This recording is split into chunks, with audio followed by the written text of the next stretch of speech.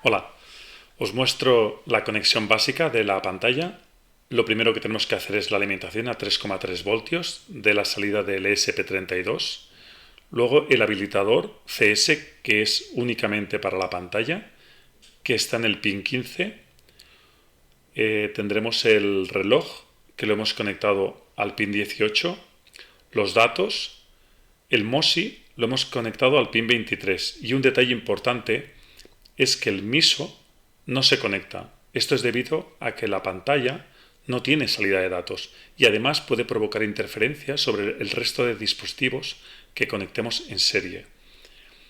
Y por último conectamos, además de otros cables que podéis ver en el esquema, la retroiluminación a 3,3 voltios también. Con esto la pantalla debería funcionar. Bien, vamos a cargar las bibliotecas de esta pantalla. Nos podemos ir directamente a GitHub de Bodmer con este link, pero también podemos cargarlas a través de las bibliotecas de Arduino. Esperamos a que se carguen las bibliotecas y ahora seleccionamos TFT-SPI. Nos aparecerá aquí la de Bodmer. Yo ya la tengo cargada, pero si no, la instaláis. Nos toca editar el fichero de configuración de esta pantalla. Para eso nos vamos a la carpeta donde están las librerías.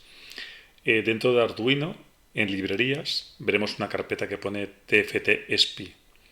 Y aquí hay un fichero que pone User Setup.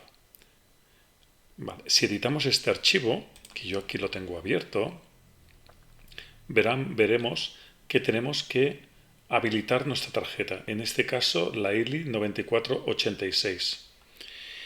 La segunda parte es definir el pinout.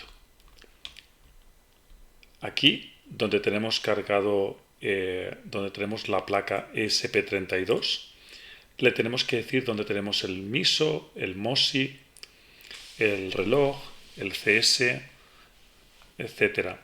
Y acordaros también de habilitar el pin del touch. Esta sería la configuración que tenemos nosotros grabada. Y finalmente, si nos vamos al final del fichero, esto no es imprescindible, pero podemos aumentar la frecuencia de trabajo. Por defecto pone 27 MHz y podemos trabajar a 40 MHz. Volvamos a Arduino y en el primer ejemplo tenemos que tener en consideración dos cosas. Lo primero es que el hardware esté bien conectado, toda la parte de pinout. Y la segunda parte es que si nos vamos a Setup del programa de Arduino, veremos que hay una línea que es Invert Display False.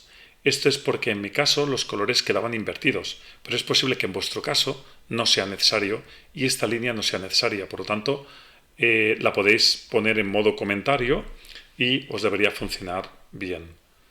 Ahora solamente tenemos que mandar el programa a vuestra placa y os debería funcionar. Os pedirá que calibréis, pero como el touch no funciona, simplemente veréis un texto en la pantalla, tal y como aparece en el ejemplo. En este primer ejemplo vamos a simular que no tenemos touch y tampoco tenemos tarjeta SD. Reseteamos y lo primero que nos aparecerá es la pantalla donde podemos ya ver un texto y que nos está pidiendo que calibremos la pantalla. Bueno, una vez hemos comprobado que la pantalla funciona, es la hora de conectar el touch. Como veréis, lo que es la entrada de datos la conectamos en serie con la anterior. El MOSI está conectado al mismo que la pantalla. El MISO lo hemos conectado directamente porque la pantalla no estaba conectado al MISO. Hemos conectado también el reloj al mismo pin que antes y el CS es exclusivo como en todos los dispositivos. y lo hemos conectado al pin 21. Bien, ya hemos conectado el touch. Ahora vamos a por el segundo ejemplo en el que haremos una calibración de la pantalla. Lo primero es que tenemos que haber conectado el touch al pin 21. Vale. Lo segundo es que tenemos que haber formateado el ESP32 para tener una partición de SPI FFS. ¿Qué es eso? Eso es que como no tenemos tarjeta SD, la calibración se guardará en un archivo dentro del chip que tiene el ESP32. Podéis apreciarlo en esta parte de aquí de calibración, donde aparece, en vez de SD, aparece el SPI FFS. Si habéis conectado la SD, pues lo grabará sobre la SD. En este apartado chequea si existe o no la SD. Ahora ya tenemos el touch conectado, pero no tenemos la SD conectada. Entonces lo que hará será grabar el fichero de configuración dentro de la memoria interna, la SPI FFS. Apretamos donde nos dicen, donde nos indican las flechas y podemos ver los botones que, como veis, funcionan al tacto. Finalmente, aquí os muestro todas las conexiones que permite la placa. Añadiremos la tarjeta SD.